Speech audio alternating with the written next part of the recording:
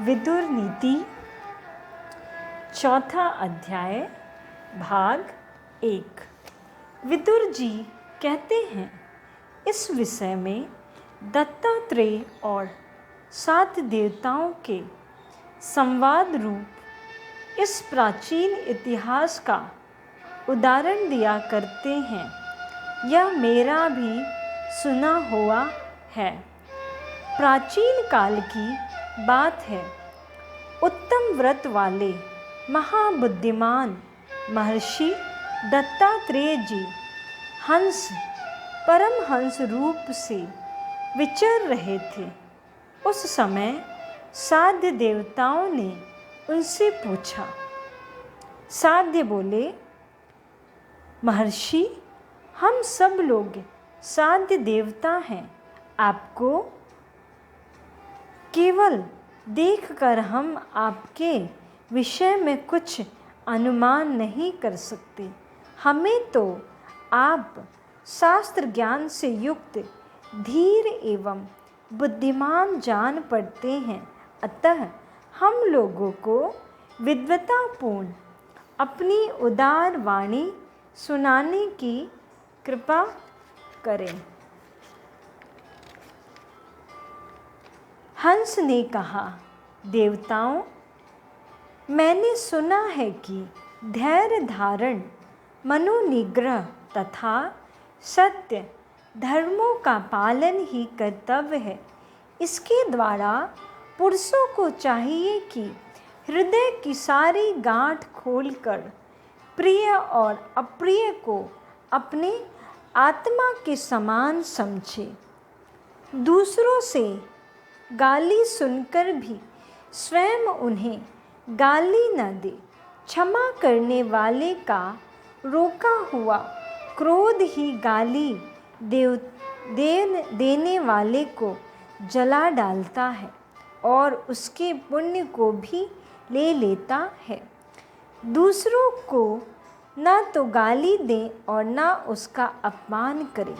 मित्रों से द्रोह तथा नीच पुरुषों की सेवा न करें। सदाचार से हीन एवं अभिमानी न हो। रूखी तथा रोष भरी वाणी का परित्याग करें। इस जगत में रूखी बातें मनुष्य के मर्म स्थान, हड्डी, हृदय तथा प्राणों को दग्ध करती रहती हैं। इसलिए धर्मानुरागी पुरुष जलाने वाली रूखी बातों को सदा के लिए परित्याग कर दे। जिसकी वाणी रूखी और स्वभाव कठोर है, जो मर्म पर आघात करता और वांग्य बाणों से मनुष्यों को पीड़ा पहुंचाता है, उसे ऐसा समझना चाहिए कि वह मनुष्यों में महादरिद्र है और वह अपने मुख में दरिद्रता अथवा मौत को बांधे हुए ढो रहा है। यदि दूसरा कोई इस मनुष्य को अग्नि और सूर्य के समान दग्ध करने वाले तीखे वांग बाणों से बहुत चोट पहुँचावे, तो वह विद्वान पुरुष चोट खाकर अत्यंत वेदना सहते हुए भी ऐसा समझे कि वह मेरे पुण्य को पुष्ट कर रहा है। जैसे वस्त्र जिस रंग में रंगा जाए वैसा ही हो जाता है, उसी प्रकार यदि कोई सज्जन, असज्जन, तपस्वी अथवा चोर की सेवा करता है तो वह उन्हीं के वश में हो जाता है। उस पर उन्हीं का रंग चढ़ जाता है। जो स्वयं किसी के प्रति बुरी बात नहीं कहता, दूसरों से भी नहीं कहलाता, बिना मार खाए स्वयं न तो किसी को मारता है और न दूसरों से ही मरवाता है। मार खाकर भी अपराधी को जो मारना नहीं चाहता, देवता भी उसके आगमन की बाट जोहते रहते हैं।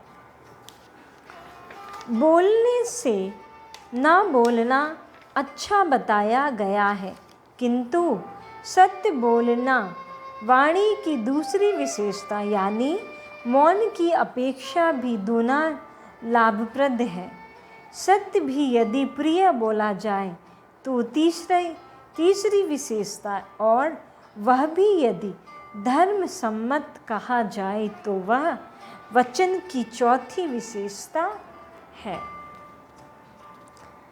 मनुष्य जैसे लोगों के साथ रहता है, जैसे लोगों की सेवा करता है और जैसा होना चाहता है वैसा ही हो जाता है। मनुष्य जिन जिन विषयों से मन को हटाता जाता है उनसे उसकी मुक्ति होती जाती है। इस प्रकार यदि सब ओर से निवृत्त हो जाए तो उसे लेश मात्र दुख का भी कभी अनुभव नहीं होता। जो न तो स्वयं किसी से जीता जाता, न दूसरों को जीतने की इच्छा करता है, न किसी के साथ बैर करता, न दूसरों को चोट पहुंचाना चाहता है, जो निंदा और प्रशंसा में समान भाव रखता है, वह हर्ष शोक से परे हो जाता है।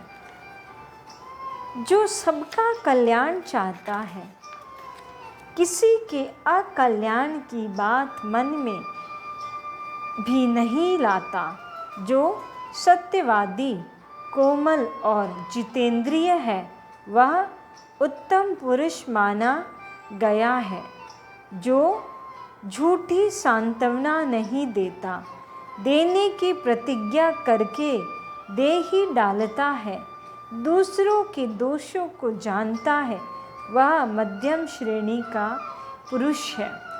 जिसका शासन अत्यंत कठोर हो, जो अनेक दोषों से दूषित हो, कलंकित हो, जो क्रोधवश किसी को बुराई करने से नहीं हटता हो, दूसरों के किए हुए उपकारों को नहीं मानता हो, जिसकी किसी के साथ मित्रता नहीं हो, तथा जो दुरात्मा हो, ये अधम पुरुष के भेद हैं। जो अपने ही ऊपर संदेह होने के कारण दूसरों से भी कल्याण होने का विश्वास नहीं करता, मित्रों को भी दूर रखता, अवश्य ही वह अधम पुरुष है। जो अपनी उन्नति चाहता है, वह उत्तम पुरुष की ही सेवा करे। समय आ पड़ने पर मध्यम पुरुष की भी सेवा कर ले, परंतु अधम पुरुषों की सेवा कदापि ना करें। ओम शांति।